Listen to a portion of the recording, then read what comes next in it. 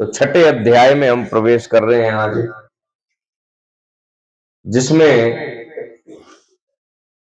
नारद जी कहने लगे कि हे ब्राह्मण, कार्तिक मास का महात्म्य विधि पूर्वक वर्णन कीजिए। ब्रह्मा जी कहने लगे, हे नारद, तुम बड़े साधु पुरुष हो जो लोगों के हित के लिए ही प्रश्न करते हो।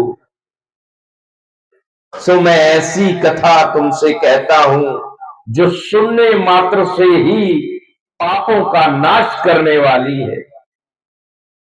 इसी प्रकार नैमिषारण्य में शौनक आदि 88,000 ऋषियों के पूछने पर सूत जी ने कहा कि हे ऋषियों, साधु का सत्संग अति पवित्र होता है और संसार के पापों के भय को दूर कर देता है। इस करके हमें साधुओं के संग की जरूरत है, साधुओं के ज्ञान की जरूरत है, साधुओं के चरणों की आवश्यकता है।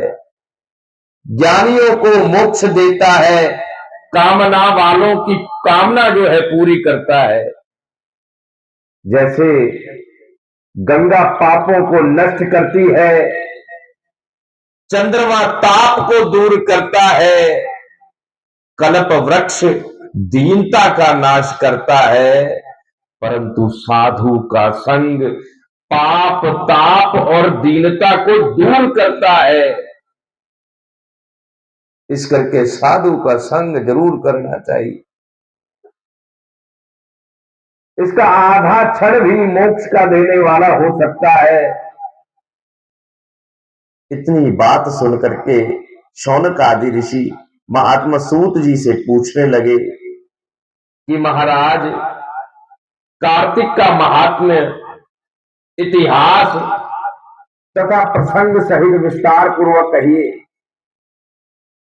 तब सूत जी कहने लगे कि हे ऋषियों, एक समय भगवान कृष्ण जी ने कमल नेत्रों वाली श्री सत्यभामा जी